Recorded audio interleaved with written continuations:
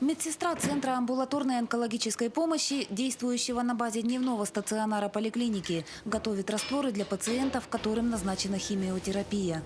В Якутии по количеству онкозаболеваний Алданский район занимает лидирующие позиции. В количественном отношении большую часть занимают злокачественные образования желудочно-кишечного тракта и легких. В настоящее время отмечается тенденция к омоложению онкологических патологий. На 2022 год состоит у нас 670 человек на диспансерном учете. Впервые выявленных у нас было в этом году 152 человека. Это намного больше, чем в предыдущих годах. Довольно-таки высокая смертность. Злокачественные новообразования коварны тем, что длительное время могут протекать бессимптомно. Благодатной почвой для прогрессирования онкологии является невнимание к себе. Сегодня полностью излечить рак реально. Между тем, выздоровление напрямую зависит от того, на какой стадии было обнаружено образование. Чем раньше диагностирована опухоль, тем эффективнее будет лечение. Ежегодно проводится диспансеризация и профилактический осмотр взрослого населения. Каждый уважающий себя человек взрослый должен пройти эту диспансеризацию. При прохождении диспансеризации можно уже выявить первые признаки развития злокачественных новообразований.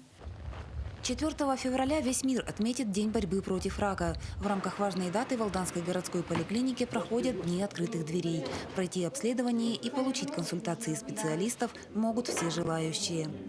Даже сегодня мы по акции, посвященной Дню борьбы с онкологией, мы выявили рак молочной железы. На начальных этапах новообразования выявляются только посредством специального обследования. Также в поликлинике Алдана работает кабинет онкоскрининга. Кроме того, каждый человек может осуществлять самоконтроль. На раннюю диагностику раковых заболеваний нацелен дистанционный мониторинг на платформе «Онкопоиск Саха-РФ». Стоит отметить, что к возможности пройти обследование граждане относятся серьезно.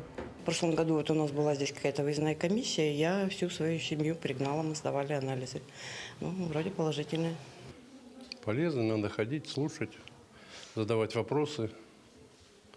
В большом проценте случаев рак можно предотвратить грамотной профилактикой. Снизить риск образования опухоли помогут отказ от вредных привычек, своевременное лечение патологий, нормализация веса и физическая активность, а также рациональный подход к организации питания.